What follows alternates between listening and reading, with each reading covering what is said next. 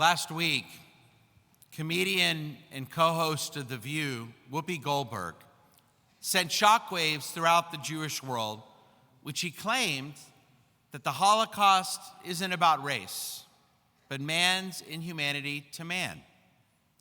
Speaking to her co-host, she literally described the Holocaust as white people doing it to white people. So go fight amongst yourselves. After realizing her mistake, later that day on The Late Show, she tried to make things better. She apologized, but still seemed befuddled as to why her race comment should draw such intense rebuke. Finally, after she realized what an uproar she had caused, she tweeted out an apology, admitting the Holocaust was about the Nazi systematic annihilation of the Jewish people, who they deemed to be an inferior race. Do I think Whoopi Goldberg is an anti-Semite? I don't think so. But I do think she's ignorant on this issue, which is frightening given her large audience.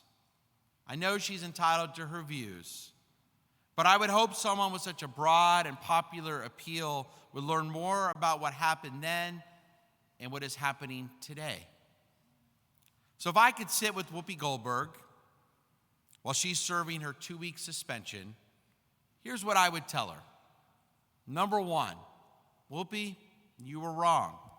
For the Nazis, the Holocaust was all about race. Because under the perverted Nazi ideology, Germans stood at the peak of the racial pyramid. In their eyes, the master race. Everyone else was inferior. Those to the west were deemed a little bit better than those to the east. For example, the Danes were considered the brethren, but not the Slavs to the east. Going down their perverted racial pyramid, the Nazis targeted Afro-Germans, so-called Rhineland bastards, the offspring of North African troops who were part of the invading French army that had children with German women. And of course, at the very bottom were Jews. We were regarded as a cancer race by Nazi ideology, a threat to the well-being of the master race. According to the Germans in World War II, we were a race defined not by identity we embraced or the religion we practiced or the traditions we regarded as sacred, but by only the blood of our grandparents. And that's why they targeted anyone with a Jewish grandparent, regardless of whether or not that person even identified as a Jew. As Holocaust scholar Michael Marabon points out, what's amazing is that even priests, nuns, Protestant pastors whose ancestors had converted were still regarded as Jews. For example, Edith Stein, a Catholic nun, was murdered at Auschwitz. Eugene Rosenstock Hesse, the famous Protestant theologian, had Jewish ancestors, so he had to flee to the United States, even though he was one of the most famous Protestant theologians in Europe at the time. Their crime was not their faith nor their religion, but the blood of their grandparents. I learned this week that the only building left standing in the Warsaw Ghetto after the Ghetto Uprising was a Roman Catholic church, which served parishioners who professed a Catholic faith, but were still defined by German racial regulations as Jews. Nazism, at its core, at its evil core, was a blood-based doctrine of racial supremacy, and its consequence was genocide, which is how they justified murdering millions. In Europe at the time, and unfortunately too often even today, race is a social construct, and that's how it was constructed in Nazi Germany and much of Europe. The very term anti-Semitism, people often wonder, Rabbi, what does it mean? Why isn't it not just anti-Judaism? And maybe we shouldn't even use the term anti-Semitism because it casts Jews in racial terms. It was popularized by a German anti-Jewish activist in the 1800s who wanted to give his hatred a racial, scientific cover. And therefore, he defined Jews as Semites, and hence that term, anti-Semite. Even today, in America, Antisemitism is too often based on race. You remember those idiots in Charlottesville, the neo-Nazis, 4 years ago? When they chanted, "You will not replace us," they meant the Jewish race won't replace us, the white race. They see us as race. And unfortunately, so did the comedian Whoopi Goldberg. And so I would go on to correct her and then tell her number two, if she still wanted to spend time with me. Whoopi, racism should not be viewed as only whites persecuting blacks. But unfortunately, in this day and age in which we live in, racism is often defined as just a black-white issue. But racism was never that way. It's when one race thinks they are better than all the others. It's an irrational behavior, no matter who does it, that can originate anywhere. Racism and genocide allowed black Hutus to commit genocide on their black Tutsi neighbors in Rwanda, or West Pakistanis to commit genocide on their East Pakistani neighbors. As columnist Andrew Sullivan points out, anti-Semitism is seen as not racism because for people like Whoopi Goldberg and other critical theorists, racism is defined as an essentially Euro-American social construction, which didn't exist before the colonial era and only applies to powerful whites against powerless blacks. Yes, of course, racism against blacks is a terrible part of the American legacy, and we still have work to do to end racism against blacks in this country.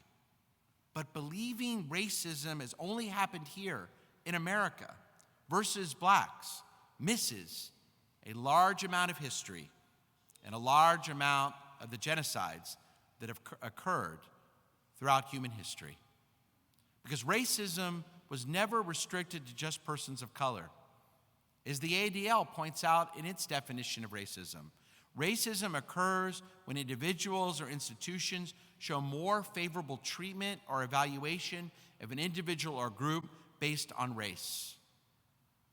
There are too many Americans who preach the mantra that the only victims of racism are people of color, and that the only perpetrators of racism are whites. Whoopi Goldberg didn't make up that notion. She promoted that false notion. So when Whoopi defined racism as the exclusive domain of people of color, then neither the Nazi Holocaust nor anti-Semitism for her could possibly be connected to racism. I would remind Whoopi Goldberg that the whole point of the civil rights movement was to discard the obsession with race that fueled segregation. Can our great country still aspire to be a colorblind society where one is not defined by the color of their skin, but by the character that they possess?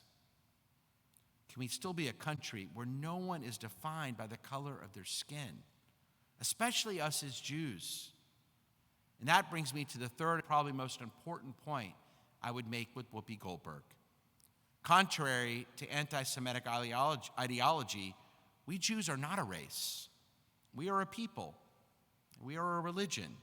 And contrary to those who believe that we Jews enjoy the benefits of white privilege, thank God there are many Jews of color. We embrace the fact that there are black Jews, Hispanic Jews, Middle Eastern Jews, Asian Jews. There have never been just Jews who are white. Go to Israel. Look at Jewish history. A majority of Jews in the world today are of Middle Eastern origin. One can convert to Judaism. One can choose, as many have in this generation, to become a Jew no matter who they are. Just ask my colleague, Rabbi Morgan, who leads one of the most successful conversion programs in the United States. The rabbi of Central Synagogue, whom a hostage-taking terrorist a few weeks ago mistakenly believed was the key to liberating a convicted ISIS terrorist in a nearby Texas jail, that rabbi that he was wanting to get a hold of is an Asian American Jew by choice, and now one of the leading rabbis in this country. Whitewashing Jews is, in other words, race is not just our race, but more importantly, our identity. Whoopi Goldberg was clearly ignorant. And I've often seen mistakes like hers happen. Not just her, but many people make that mistake because people have trouble fitting Jews into their usual boxes. They ask, what are we? They don't know how to define us. And so they react to their own frames of reference, like race, and project them onto the Jewish experience. But we define who we are. And let me share you what I believe we Jews are.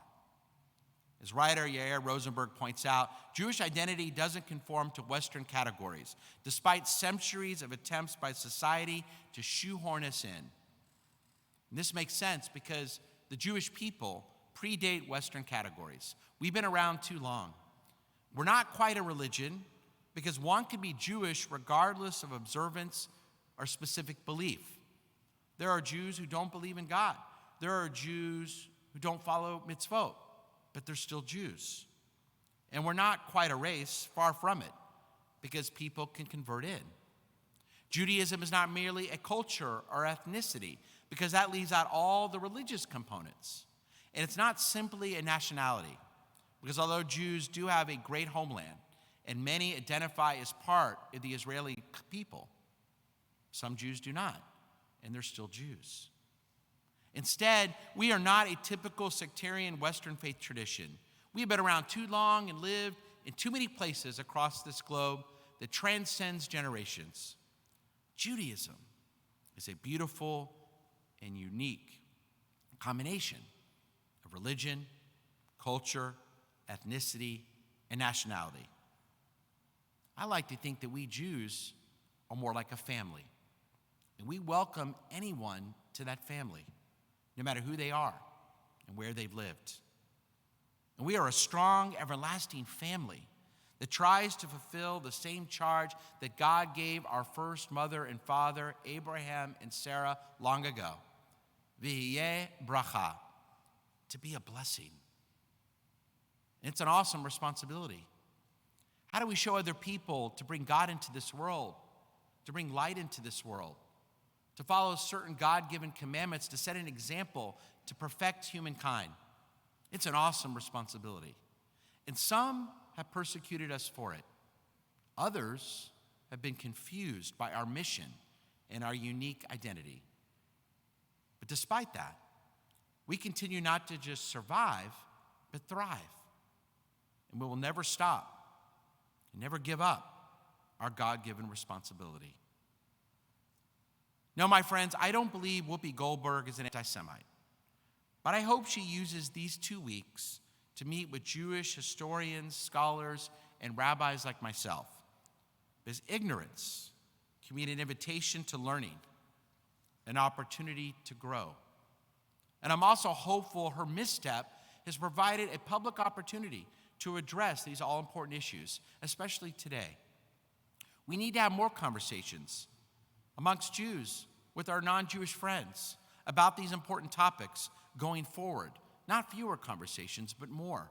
Because conversation dispels confusion and leads to greater understanding.